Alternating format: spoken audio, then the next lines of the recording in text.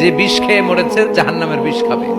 যে মেয়েগুলো গলায় ওড়না দিয়ে আত্মহত্যা করছে, গলায় খালি ফাঁসি দিবে। যে ছুরি বেড়েছে খালি ছুরি ঢুকাবে, শাস্তি চলতেই থাকবে। পর্নোগ্রাফি যারা দেখেছে মোবাইলের ভেতরে, ইন্ডিয়ান নায়িকাদের ল্যাংটা ড্যান্স আছে না নাই, কথা কন, এদের চোখের ভেতরে লোহার শিক ঢুকানো হবে।